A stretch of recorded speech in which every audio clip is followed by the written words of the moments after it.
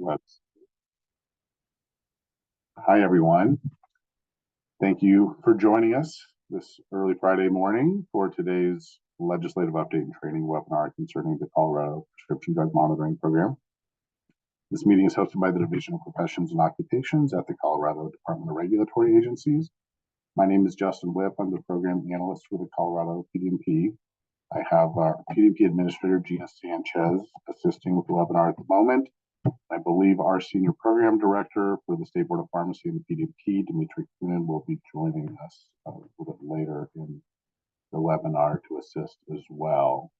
I want to let you know that attending this live Zoom meeting does qualify for 1 hour of the substance use prevention training that's required during the Colorado license renewal for opioid prescribers, but this is not a formal continuing education course and is not eligible for any continuing education credit.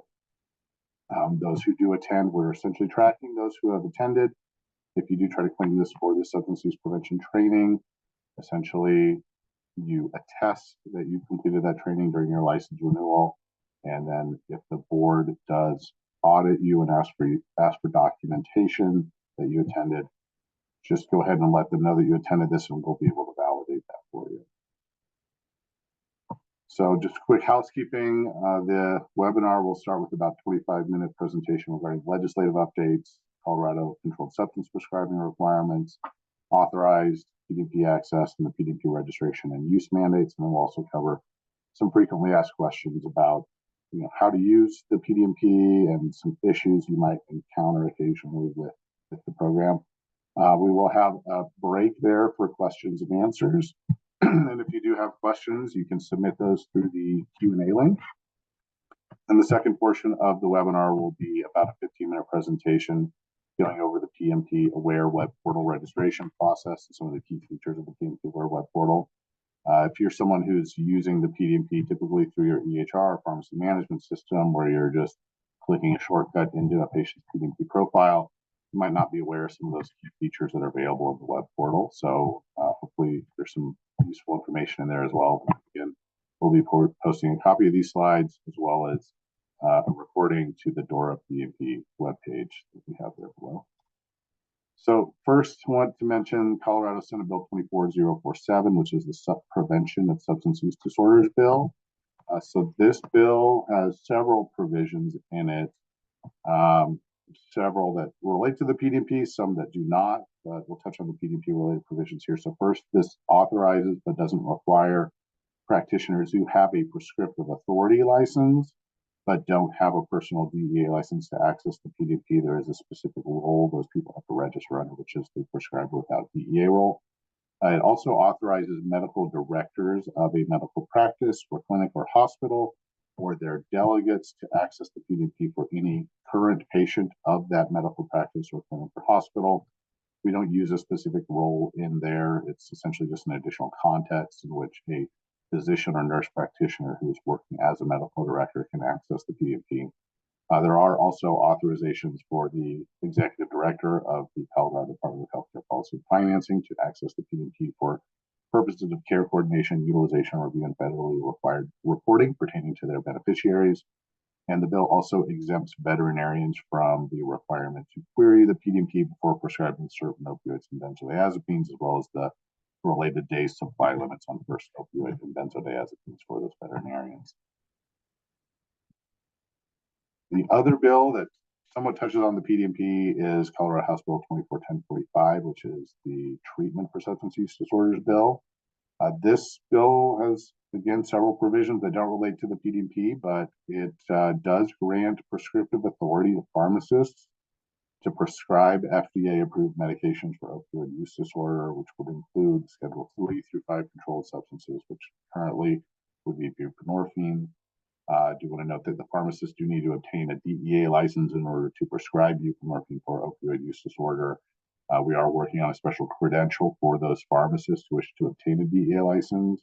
There's also a related statewide protocol that's in development, which must be approved by the State Board of Pharmacy in consultation with the Colorado Medical Board, Board of Nursing, and the Colorado Department of Public Health and Environment by May 1st of 2025. We did present the initial draft of that to the medical board yesterday. They had a lot of feedback, so that will be be working its way through the process, but I do anticipate it will be finalized before May 1st. I want to also call out some significant changes to the PDMP, which occurred in 2022. There was two bills that both had this provision in it. Essentially, it's a significant expansion of the PDMP use mandate in advance of certain opioids and benzodiazepine prescriptions. So currently, a prescriber or now their medical director or their delegate is required to review the patient's PDMP report for every opioid prescription, except for the following scenarios: if the patient's receiving that opioid in a hospital or skilled nursing facility or residential facility or correctional facility, the patient has chronic pain or cancer-related pain, post-surgical pain expected to last more than 14 days, or is undergoing palliative or hospice care, or patients receiving just a single dose of an opioid to relieve pain for a single test or procedure. And again, with Senate Bill 24047, this no longer applies to veterinarians. Then the benzodiazepine use mandate. Essentially, the prescriber or their medical director or their delegates required to review patient's PDMP report before prescribing any benzodiazepine, unless that benzodiazepine is prescribed to treat either a patient in hospice, or epilepsy, or seizure disorder, or suspected seizure disorder, or spasticity, alcohol withdrawal, or a neurological condition, including post-traumatic brain injury or catatonia. Just want to also call, if you have any questions, please submit them through the Q&A link. We won't be calling on folks to raise their hands through the presentation. There's also a PDMP use mandate in terms of the enforcement. I want to call out that one, the Colorado PDMP doesn't have the authority to unsolicitedly or proactively notify the licensing board of a practitioner's compliance with the PDMP use mandate or with their prescribing behavior. That's something that can only be subpoenaed by a board if they have a bona fide investigation against a practitioner, and that investigation would need to come from a complaint from another source outside of the PDMP. And then additionally, failure to comply with this use mandate is grounds for unprofessional conduct only if the practitioner repeatedly fails to comply, and the violation of the use mandate doesn't create a private right of action or serve as the basis of the cause of action by itself. There's also some limitations on first opioid prescriptions that I want to mention. These are not new. The opioid prescription limit was actually put in place in Senate Bill 1822 in 2018, which is essentially a 7-day opioid supply limit or day supply limit for a patient that's not received an opioid prescription from that prescriber within the last 12 months. The law does allow prescribers to exercise discretion to include a second fill for a 7-day supply, but it should be noted that 7-day supply does not apply. That 7-day limit does not apply in several circumstances, such as following transfer of care from another prescriber who practices the same profession and who prescribed an opioid to that patient, or if in the judgment of the prescriber that patient has chronic pain or has cancer-related pain or post-surgical pain expected to last more than 14 days, or is undergoing palliative or hospice care. And again, the Senate Bill 24047 this no longer applies to veterinary prescriptions. Then there's also a limit of on the first benzodiazepine prescription, which was enacted in 2021. And the day supply limit actually was enacted through each prescribing board's rules. But this law requires that a patient who's not obtained a benzodiazepine prescription from any prescriber within the last 12 months shall not be prescribed more than a 30-day supply of a benzodiazepine unless that benzodiazepine is prescribed to treat either epilepsy or a seizure disorder or suspected seizure disorder or a spasticity or alcohol withdrawal or a neurological condition, including post-traumatic brain injury or catatonia. And again, no longer applies to veterinary prescriptions with legislation from this year. I want to also mention legislation from 2023, which was the opioid prescriptions for chronic pain bill, Senate Bill 23144. This bill essentially provides some protections against disciplinary action for practitioners who are prescribing high dosage opioids to patients who are on the high dose. Essentially, the law states that a practitioner is not subject to disciplinary action by the regulatory board for appropriately prescribing, dispensing, or administering a controlled substance in the course of treatment of a patient for chronic pain if that healthcare provider keeps accurate records and prescribes those medications in accordance with a legitimate medical purpose in the usual course of professional practice. Also states that a practitioner acting in good faith and based on the needs of a patient with chronic pain is not subject to discipline from the regulatory board solely for prescribing a dosage with a higher morphine milligram equivalent than those that are recommended in the state or federal opioid prescribing guideline or policy.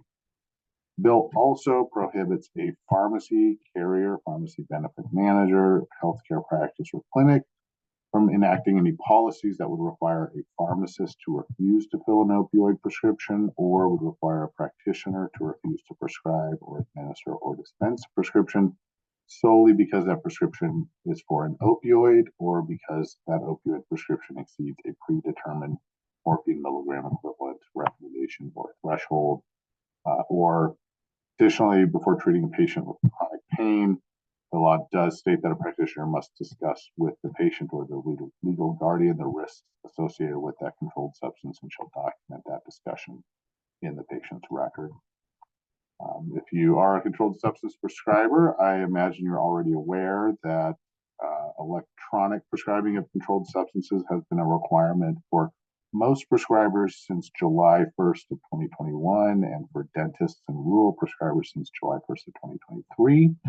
But in brief, any non-veterinary prescriber is required to electronically prescribe a Schedule 2 through 4 controlled substance unless there's a technological or electrical failure at the time of issuing the prescription, or the prescription is to be dispensed at an out-of-state pharmacy, or if that practitioner is directly dispensing the controlled substance to the patient, or if that prescriber writes 24 or fewer controlled substances per year, or if they demonstrate economic hardship in accordance with the rules adopted by their board. There's essentially an economic hardship waiver that needs to be submitted to the board in that situation.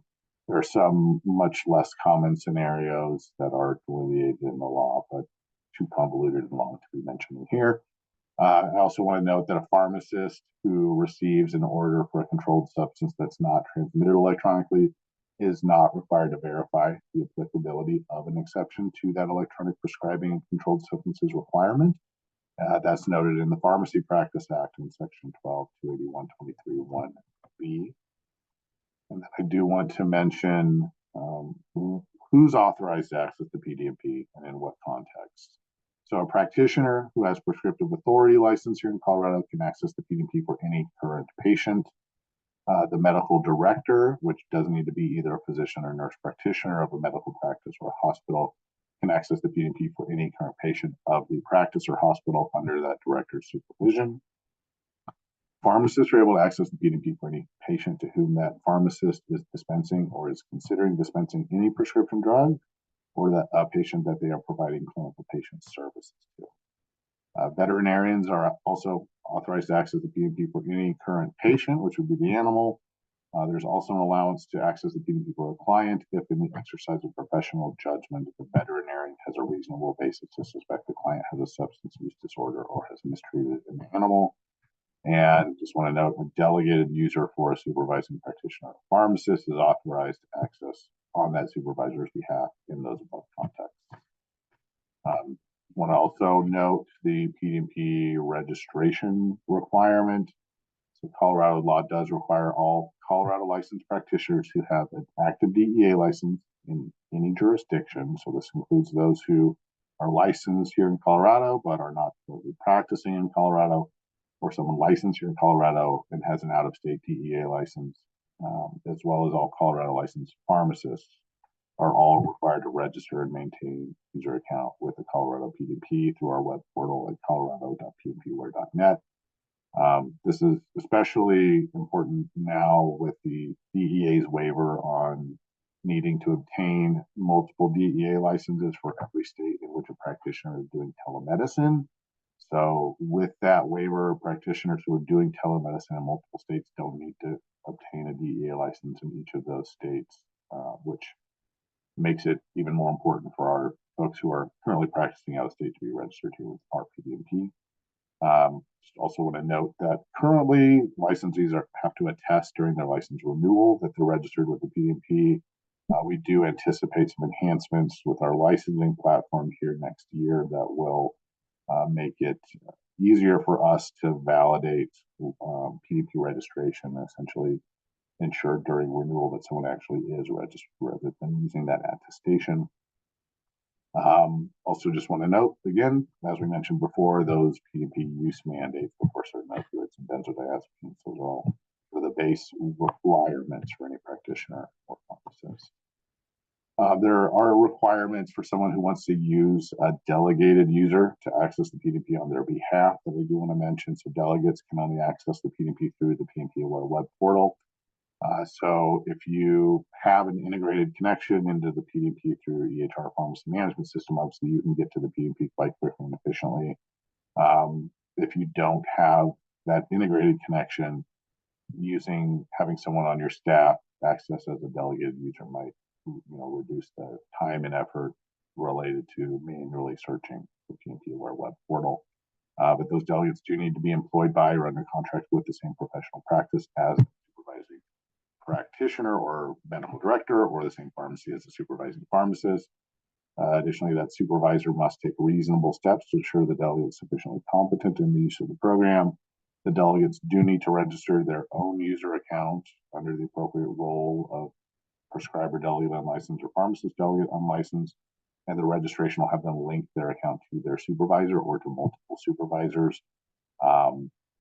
We don't use a license-based role because Colorado law doesn't have any license-based requirements for delegated users. And since I believe 2021, there's been no limit on the number of delegates that a supervisor can have, and there are no limits on the number of supervisors that a delegate can have. Do want to also mention that the supervisor is responsible for ensuring that delegates are accessing only what's authorized and that their access occurs in a manner that protects the confidentiality of PDMP information. Supervisor is also responsible for any negligent breach of confidentiality of the information obtained by that delegate. And supervisor is also subject to penalties for a delegate's inappropriate access of PDP information, which consists of a civil fine of between $1,000 and $10,000 for each violation. And want to note that the supervisors do need to either approve or reject those delegates' access and do need to re-verify their delegates annually. That occurs during February. That's all done through the delegate management menu in the PDMP Aware web portal. So it's important to remove any delegates if they leave your practice so that you ensure that they are not continuing to access the PDP once they're no longer authorized to do so. We do sometimes get questions about, what should I do based on a patient's PDMP report? And really, the PDMP is just one point for clinical decision support, and practitioners should use their clinical judgment in determining whether to prescribe or dispense medication. There really are not any prohibitions in Colorado law or regulations that would prohibit a practitioner from prescribing any medications based on what you see in the PDMP. I do want to mention those day supply limits on those first opioids and benzodiazepines in certain situations. And just as a disclaimer, our boards and our PDMP, we can't provide practice opinion or legal advice, so we can't always give you further clarification on some of those items.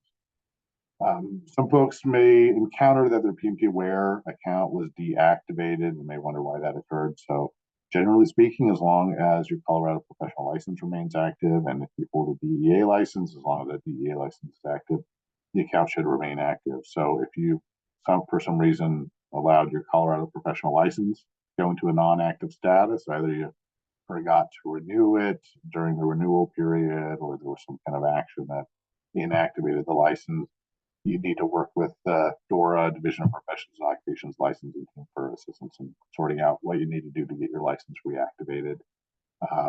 Can also occur if you've allowed your DEA license to expire. I do want to note this happens to probably 10 or 15 people every month where they didn't renew their DEA license before the expiration date. And then within the 30-day grace period, they go to the DEA and get that reinstated. The DEA gives you 30 days after the expiration date to renew it, and it's essentially immediately reinstated. But if you allow it to go more than 30 days past expiration, they will make you apply for a new DEA license, which does take several weeks to process on their end. We do, at the end of each month, go back and see if anyone did have their DEA license reactivated within the grace period. But if you do that and catch it immediately and see that your PDMP account was not turned on right away, contact us, and once we can validate the DEA is active again, we can turn it back on. some folks wonder why the PDMP would list your previous employer's address or maybe a home address or an old phone number on your patient's PDMP report. So if you're looking at a patient's PDMP report, you usually can see it'll list a summary of the pharmacies and the prescribers for that patient. That address information, phone numbers, I all pulled from your DEA license. So the DEA does expect practitioners to keep their practice location up to date with the DEA, and you would need to update that through your DEA account at dea-diversion.usdoj.gov. Also want to note that if you do go in and make changes to your DEA license, it does not go back to retroactively change the address on the prescriptions that were previously reported to the PDMP. I want to also quickly note there's some issues where if you're using the PDMP Gateway integration service, your access could be denied. You'll get an error message stating that the Colorado PDMP requires authorization and the request was denied for one of two reasons. If it says no provider match with the provided identifiers, that would mean either you're not registered with the PDMP through the PDMP Aware web portal, which is a statutory requirement for almost everyone that's using the PDMP Gateway service, or you may have a PDMP Aware account, but the credential being sent from your EHR to the PDMP, which is either your DEA or NPI number or state license number or a combination of those, isn't matching what's on your PDMP Aware account. So if you contact us for assistance, we can help with, adding or updating a DEA or NPI number, or, help address any formatting issues that might be occurring with your license number. If you get a message that the match provider was not active, that would mean that your PDMP account has been deactivated for one of those reasons we just mentioned, and again, contact us for assistance on that. There's also some issues with patient matching that you may encounter, especially through the PDMP Gateway service, which if there are multiple profiles for the same parameters that you send, it won't return a result for you. So you'd see a message stating that based on the patient details submitted, your state PDMP cannot identify a unique patient, and it'll ask you to manually search that patient in the state PDMP website. So this would indicate that there may be multiple unconsolidated patient profiles for that patient that might need to be consolidated, or there could be multiple different people with those search parameters sent, which is a very common name having the same date of birth or very similar names in that same date of birth. If you search through the PDMP Aware web portal, there's ability to do some things to try to troubleshoot that. You can review the multiple profiles and select which one belongs to your patient. I want to note that we do get those kicked back to us for review. We do try to consolidate those when we can, but we're not always able to determine whether those profiles should be consolidated. So if you come into that issue, please contact us for assistance, and we will assist with getting those profiles consolidated. Now, conversely, there is a possibility that two patients have been linked together that shouldn't have been. This is a little bit harder for us to identify, so we really do rely on our users to find these. If you're concerned that there might be two patients whose profiles are incorrectly consolidated, again, there's a patient matching algorithm that does this. It's not perfect, but it is pretty darn good. If you're concerned about prescriptions maybe not belonging to your patient, if you expand this linked records section here at the top of the patient's report, you'll be able to see the profiles that make up the PDMP report. So you'll see the name, dates of birth, etc. And then you also see the ID numbers, which correspond to this ID number that you'll see in the report. So if you find something inappropriately included in there, you can use that ID number to sort out which ones do and don't belong to your patient. We do ask for you to contact us for assistance in getting those separated. This can happen if we have twins with very similar names or two people with a very similar name or same name and the same date of birth. That's the most common situation that will occur. And then I just want to briefly mention integrated PDMP access through your EHR or electronic prescribing software or pharmacy management system will allow you to get to the PDMP quite efficiently with a direct link in your workflow to the PDMP. If this isn't something that you already have, I'd recommend that you check with your IT team or your EHR vendor regarding compatible integration options with your platform. Most of the integrations are through our vendors, PDMP Gateway Service. Bamboo Health is our PDMP vendor.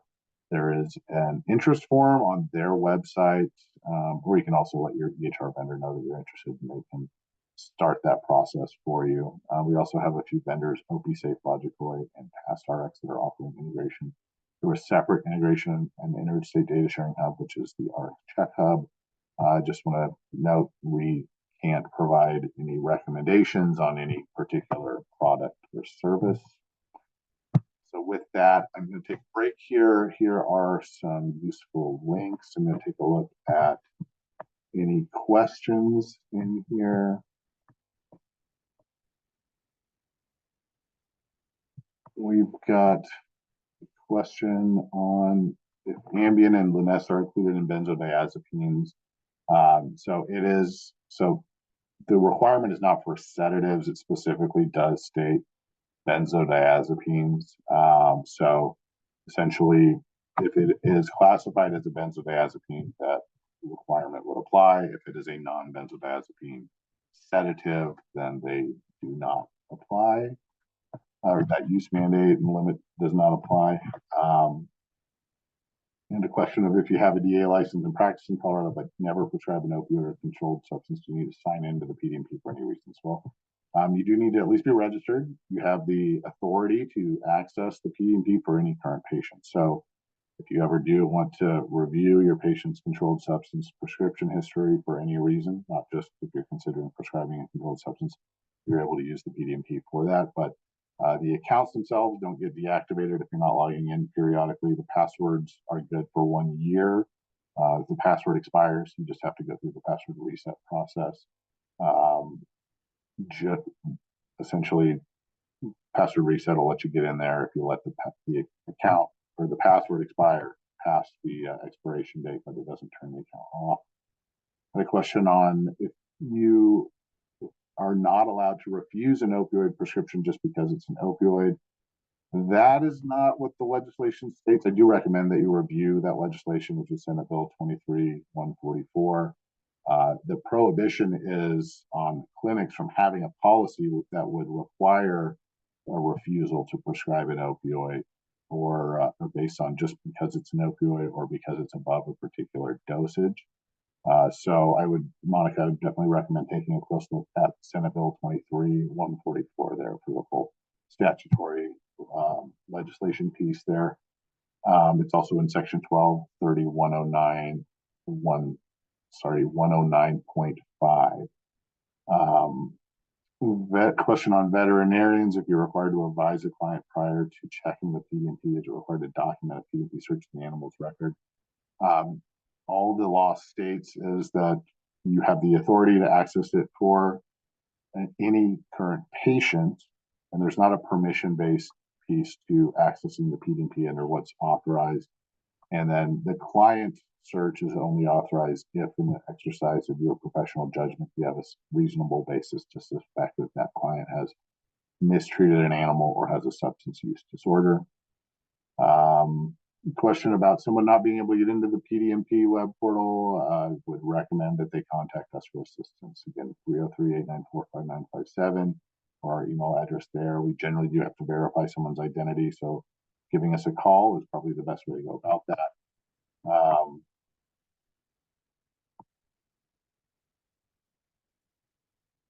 I don't have an answer for Jillian's question there. So sorry. You can submit questions. If we don't get them answered here, we'll see what we can do, but I don't have time to dig into some of this stuff. Question on what if a pharmacist refuses a paper prescription? I've heard that sometimes occurs. Just note the legislation there that pharmacists are not required to verify the applicability of an exception to the electronic prescribing requirements, but there are also scenarios, a pharmacist does have the right to refuse to fill a prescription. So that's a little bit of a juggling act there, and I can't necessarily provide further practice opinion or guidance on that. With that, I'm going to go to the PDMP aware registration process. This is primarily for prescribers. The web portal is at colorado.pdmpaware.net. There's a create an account link right below the login section. If you select that create an account link, it'll have you enter an email address and create a password. Before going further, if you get this error message that the email is invalid, that would mean there's already an account under that email address, and so you'd want to either log in or reset your password to get logged in there. After entering your email, it will go to a role selection page. A few things to note here: the delegate roles again are all under unlicensed because we don't have any license-based requirement. We highly recommend you should not be using the out-of-state prescriber or out-of-state pharmacist role. If you are licensed here in Colorado, that will create some issues with your registration if you select that role and are licensed here. Veterinarians, if you have your own DEA license, register under the veterinarian role. This veterinarian resident role is only for someone who is working for the Colorado State University Teaching Hospital and is prescribing under that institutional hospital DEA number and don't have their own personal DEA number. I want to note the psychologist with prescriptive authority role is only for someone who has a specific psychologist with prescriptive authority license and a DEA license. Medical residents who have a physician training license should only select the medical resident role. If you select physician as well as medical resident or just select physician, it's going to ask for a personal DEA license. You're going to get hung up in that registration process. So only select medical resident. And then again, that prescriber without DEA role is a new one from 2024 legislation. That's for all roles that have a prescriptive authority license but do not have a personal DEA license. And then any person such as an advanced practice nurse who doesn't have that prescriptive authority license or a psychologist who doesn't have that prescriptive authority license is not authorized to access the PDMP under their own authority. So if you are a prescriber with a DEA license, the first thing it will ask for is your DEA number. You'll need to type it in there and make sure you click this add button for it to actually load the DEA number on there. If you have multiple DEA numbers, please make sure you're adding all of them on there. And you can put in an NPI and use this autofill to fill in some of the personal details, but it's not going to autofill your license information. Your professional license number is going to be just the number portion of what's on your wallet card. Do not want to include any leading zeros on that. So every license number has a letter prefix, period, 1 to 3 zeros, and then a license number. So dr.007123 would just be entering 71234 on the license number type. And then there's a pick list, on the license number, then license type is a pick list where you select that DR from all of the different physician license prefixes. There are some roles that have quite a few different license prefixes. The specialty information is required for a prescriber. You can either click browse all to see the full list or just start typing in this field and you'll be able to start seeing corresponding specialties that match that. Just want to note, if you do try to add your DEA number and get this error message that the DEA number has already been taken either by you or someone else, that would mean that you already have an account most likely. You want to contact the state administrator to update your existing account. Some folks have questions about why the date of birth or why this last 4 social security number is required. So this is required to verify your identity against what's on your professional license. We do an initial account validation against your professional license information, and that is re-verified on a daily basis. Very important for the security of the system there. Also want to note there is a requirement for a primary contact phone number. The mobile phone number is not required, but highly recommended. If you have a mobile phone number on the account, you can reset your password with a verification code via text message. The password reset via text can be especially useful if you register under a work email address and then you change employers, lose access to that login email. If you have a cell phone number on, you can punch in the current login email, even if it's not accessible, request a verification code via text message, reset your password, get logged in, and then you can update your password or your email once you're logged in to the PDMP Aware web portal. Just want to note there is a section for employer information, but again, this is not what displays on the prescription history in the PDMP. That all does come from your DEA license. That's why we don't have that as a required field, because typically find that the DEA license is much more accurate than the employer information on the PDMP account. Want to note, if you do log out and complete later, you'll have to go back in within 7 days to complete the registration. Do highly recommend that you just complete this all in one sweep. It should take no more than 2 or 3 minutes to get logged in there or to complete the registration. There's a page here that will tell you your account is pending approval if it's not automatically initially validated. If it is automatically validated, you'll see an end user license agreement. So if you see a screen like this most likely mean that your account didn't pass that initial validation, probably because you included leading zeros on your license number. So we do take those out and clear those out and resubmit that. So usually it's just a matter of getting those leading zeros out of the account. If there are other issues like your date of birth or last four social security number not matching, will be rejected. We do have a verification email that goes out, and highly recommend that you go through that verification process on your email address. Finally, I want to quickly note the delegate registration process. So if you select a delegate role, it'll ask for your own information, and then at the bottom, it'll ask for your supervisor's information. The email you enter here does need to be your supervisor's PDMP aware login email address. If you have multiple supervisors, just enter one, hit add, enter the next, hit add, and they will all load in there. Essentially, if you successfully add an email address for a supervisor, it will show below like this. If you get a message that the address provided must be for a user with prescriptive authority as a supervisor, that means that whatever email address you're entering there is not their actual PDMP aware login email address. So highly recommend that you do get that information from your supervisor before you start your account, because again, incomplete accounts will be rejected after 7 days. You'll have to just start that over again. But if we do reject an account application, it frees that email address up to be used again in another registration. So for the delegates, again, we will approve the account if you've got at least one supervisor listed who's got you approved and you have submitted all the required information. But additionally, the supervisor has to approve you before you can make any searches in the PDMP on their behalf. And then again, there is an annual re-verification process in February. Your status would be kicked back to pending if your supervisor doesn't go in there during that re-verification process and revalidate you. Just quickly want to note the automated emails are going to come from no-reply@colorado.pdmpaware.net. That is things like your verification email, the incomplete account rejection, a password expiration notice, and an account deactivation notice will all come from those. So we sometimes get questions if those are legitimate emails, since it's not a .gov email address. And yes, that is our vendor's pdmpaware.net email domain that they send all their automated notifications from. Again, the DA licensed practitioner is already registered, can't create a second account. They'll want to contact us if they lose access to their old account login email address. And then, yeah, incomplete applications cleared out after 7 days, but you will be able to use that email in a new registration if it does get cleared out. And I want to call out some of the key functions and features in here. There's a dashboard on the homepage. This is sort of the default dashboard. You can make changes to your dashboard and how you want it laid out, but generally it will give you a summary of recent searches that you or your delegates have done. If you have any delegated users, you'll see them below.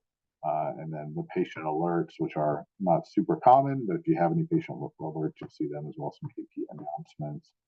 But all of the key features are through this menu link at the top left, and this RX search menu is really where most everything is found. So the patient request is where you can manually search. The PDMP aware web portal requires only the fields that have a red asterisk, which are first name, last name, date of birth, and bill date. The partial spelling box does allow you to search with just the first 3 letters of a name.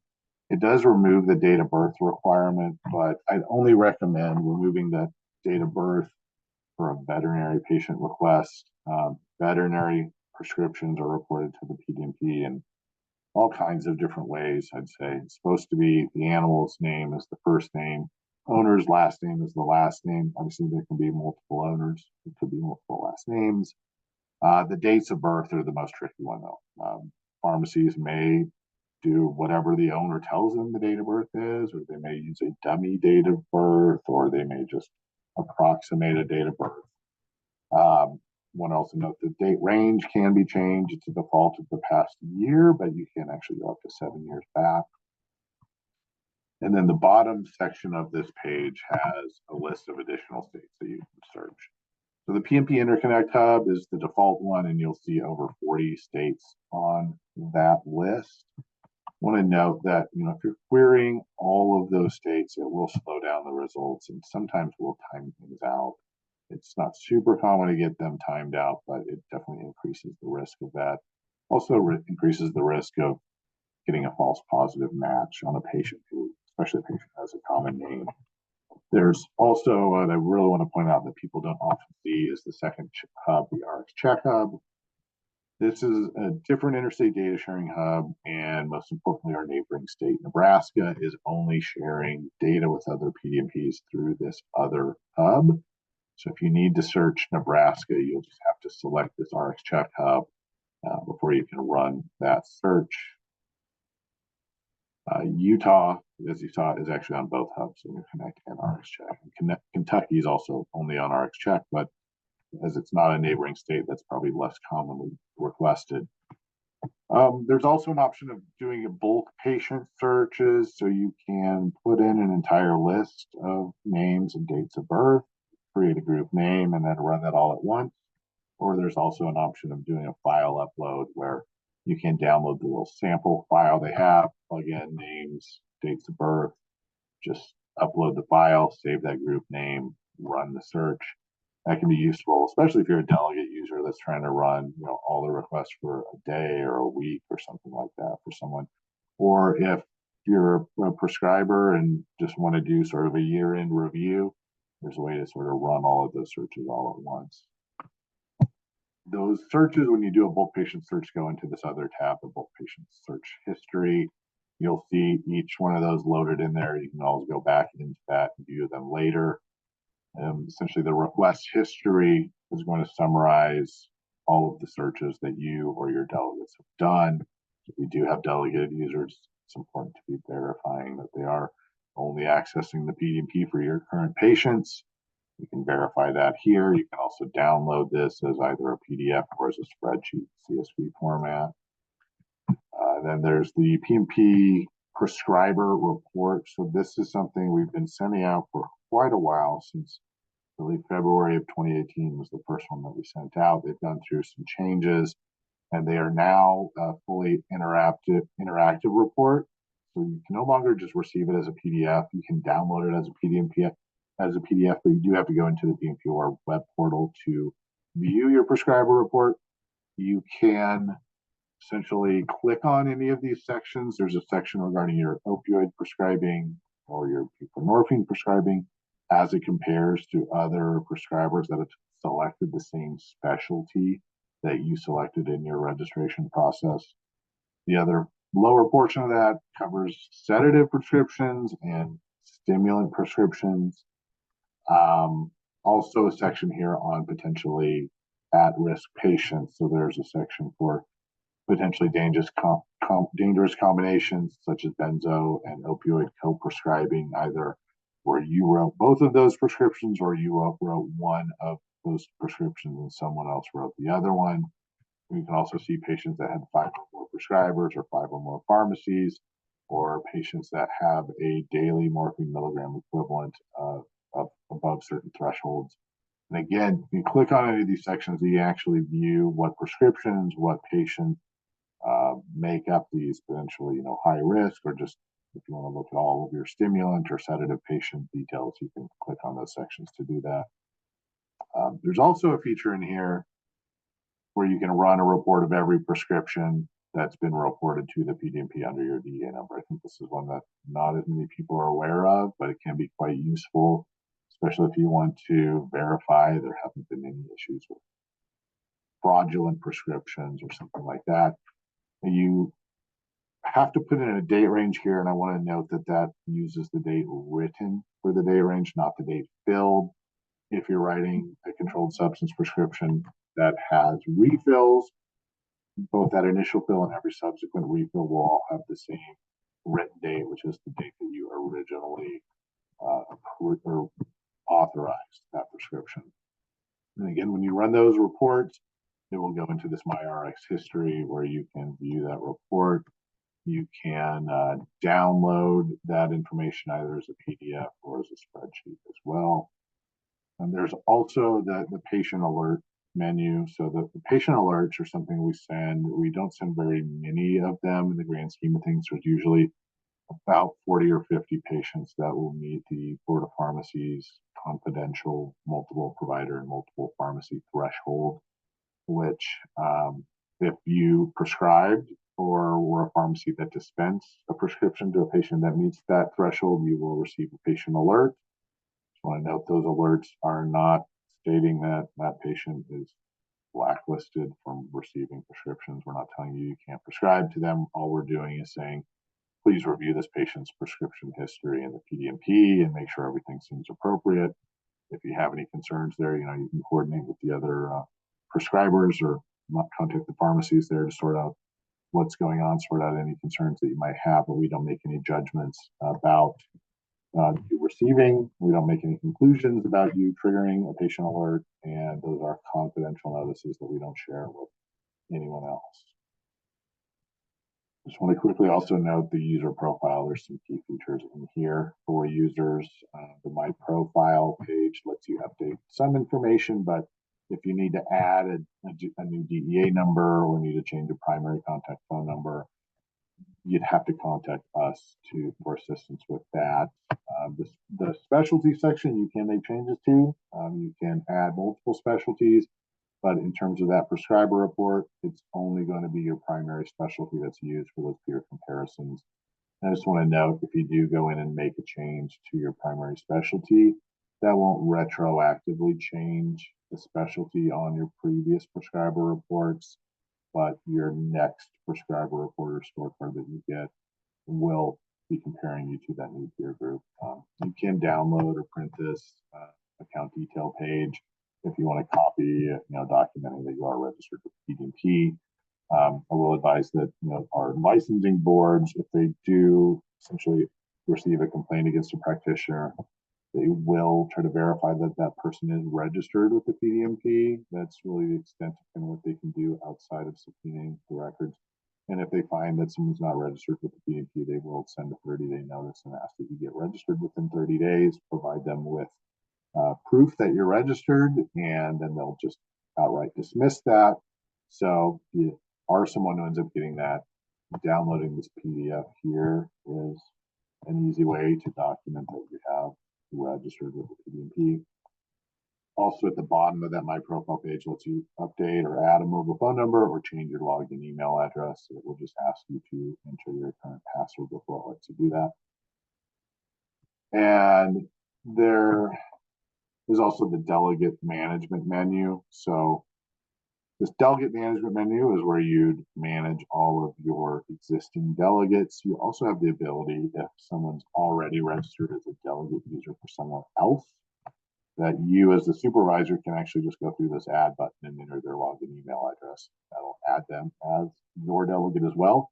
But that only works if they're already registered with the PDMP. If they're not already registered with the PDMP, they'll go through that registration process and submit that request over to you for approval. And you'll see them listed in your delegate management menu. You also get an automated email letting you know that there's a delegate pending your approval. You'll see those delegates there. And again, you have to approve them. You have to reject them if they're no longer authorized. And then if you don't do the re-verification of those delegates in February, in March, they'll get kicked back to pending status. And you'll just have to go in here and decide if you want to re-approve them. Again, the delegate My Profile menu, at the bottom of that menu, you can actually add additional supervisors as well. So this is after you've already registered and have an active account. You can go into this delegate or to your My Profile menu and add additional supervisors later. And then just finally want to note the password reset process. Again, passwords are valid for 1 year. You'll get automated emails, I believe, at 14 days, and then around a week from expiration, they'll start sending you more frequent emails that your password's about to expire. If you enter your login email address there, and if you have a mobile phone number on the account, it will give you an option of texting you a code. Otherwise, it will just send you an email to reset your password. Just want to also note that our PDMP training website, Colorado PDMP tutorials, user guides, and webinars, is where we will be posting a copy of these slides as well as a recording of this webinar. And there's also some older tutorial documents that go into more detail on a lot of those key functions and features that I talked about and on the registration process. So more resources available there if you have further questions. And this is our contact information. So if you need to contact the PDMP administrator, our phone number is 303-894-5957. Generally, either myself or our administrators, Gina Sanchez and Tim White, should be able to take your call between 8 a.m. and 5 p.m. Monday through Friday. If for some reason you have to leave a voicemail, we're generally able to get back to the same business day. And then our email address is pdmpinqr, like inquiry at state.co.us. So you do need to contact us if you need to update your PDMP account. So change your login email address, most typical issue, and we do have to verify your identity, and we do need to speak to the user. So we won't be able to do that if you had someone on your staff call and try to do that on your behalf. We wouldn't speak to you to validate you. If you have any other kinds of questions or need any other assistance, please feel free to contact us. Patient matching issues, can't find a prescription in the PDMP that you think should be there, all that type of stuff. Contact us. Our vendor does have 24/7 support, but you can really only provide general assistance to confirm that you're registered or what your email address is, give you some general troubleshooting, but they can't make any changes to your account. So that's all I've got. I'll go through some of the questions that we have here. Question if there's any use requirement on stimulant medications. There's not a PDMP use mandate for stimulant medications, but we do highly recommend that you do check the PDMP before you write any controlled substance. And I'll let you know that you do have the authority to check the PDMP for any current patient. It doesn't have to be at the time of prescribing medication. Question on how long the history of patients who were checked by the prescriber stays in the PDMP website. The data retention policy is essentially 7 years. So if you go back up to 7 years on that. I know it's at least 7 years. I don't recall because our PDMP Aware web portal has actually only been active for 7 years and 1 week. So I'm not sure if things over 7 years on your search history will stay in there longer, but it is at least 7 years back, which after 7 years from the date fill the prescription from the PDMP as well. A question on if there's a requirement to report suspected substance abuse. The PDMP can't really do anything on someone expressing concerns about a patient who may be abusing controlled substances. We can't put that type of flag or notice in the PDMP. If you're seeing the other prescribers who've also prescribed to that patient, you can coordinate with them about concerns, but there's not really anything that we could do regarding suspected substance abuse. Question on if you're a new nurse practitioner and don't have your NPI, but have your initial license, if you can still register. Essentially, as long as you have an active DEA license and an active Colorado Prescriptive Authority license, you can register as a nurse practitioner. And once you have that DEA license, that is when the registration requirement comes into play. If you don't have an active DEA license yet, there is the ability, but not the requirement, to register under that prescriber without DEA role. As far as your NPI number goes, that's not a required field on the PDMP account. So we don't require the NPI. It's primarily used as a validation credential with respect to the PDMP on those integrated connections through like the PDMP gateway service. Some of those vendors will send your NPI number as a validation credential for you. So we do highly recommend, if you have an NPI number, to have that on your PDMP account. We are finding, as we've gone through the requirement to validate each individual user who's using that PDMP gateway service, we've had to go in and add NPI numbers to accounts. But we recognize not everyone has one, which is why we don't have it as a required field.